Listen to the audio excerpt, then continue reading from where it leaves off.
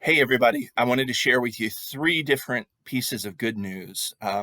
First of all, the church closed on the Pensby House yesterday, and so the new owners of the Pensby House are moving in as we speak. That is wonderful news for that family and for us as a church, because one of the things that we are thankful for is that it looks like we're going to net about $181,000 after all of this is said and done. We still have a couple things left to go that need to get taken care of, but more or less, we're going to have about $181,000. We'll have more information about that uh, in a later video message. I wanted to share with you just a something that Mickey did. She joyfully tore up this month's mortgage note, and part of what happened when we closed on the Pensby House yesterday is that as a church we became debt free, and that's something to certainly celebrate and rejoice. So join me in giving God thanks for that.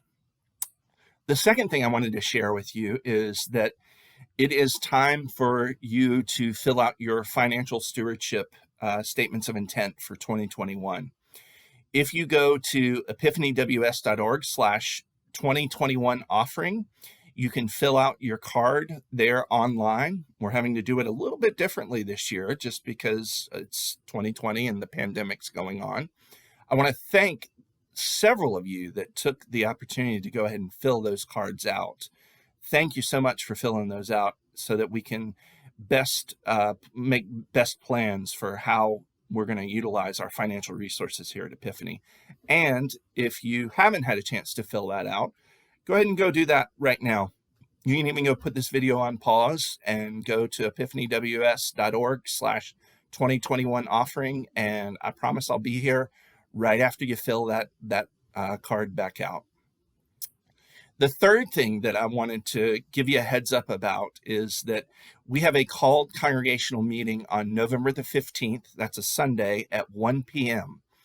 The purpose of this called congregational meeting is to vote on congregation council officers. We do that normally around this time every year, and it's time for us to do that. You'll be seeing the biographies of the people in the congregation who have so graciously stepped forward to serve. I am always just amazed at the ways in which the Holy Spirit stirs up in people the willingness to serve in this congregation. And we have a very, very strong slate of candidates this year.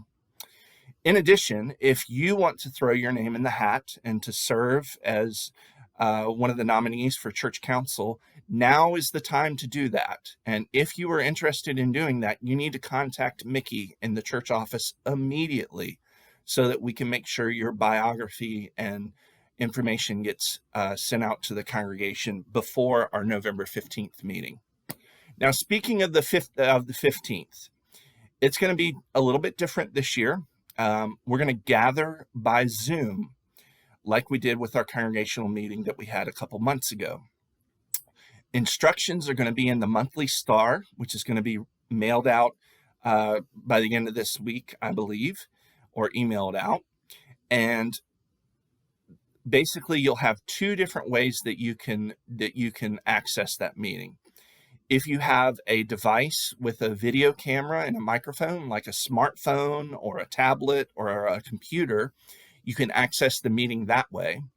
If you do not have a laptop or a camera phone or a smartphone or a tablet, you can also access it by calling in to the meeting. If you call into the meeting by telephone, you will not be able to be seen, but you will be able to be heard. In addition, when it comes time to vote, we're going to have to get you a paper ballot. And so what's going to happen is if you call in, we will take note of who is called. And then following the congregational meeting, one of our council members will come out to where you are, give you the ballot so that you can vote. seal it in an envelope, and then bring it back to the church. Once we have everyone's vote of who is on the Zoom meeting that afternoon, then we will count the results and notify the congregation of who has won and who is going to be our next members of our next congregation council. All of that's going to be in this month's monthly star, and so pay attention to that, because that's quite a bit different than how we're used to doing that. Thanks, everybody, for the ways in which you are living out your mission to connect, grow, and serve. And I want to ask you to continue to pray for the ministry here at Epiphany. I am thankful for you and for the ways in which this congregation is living in the light of Christ.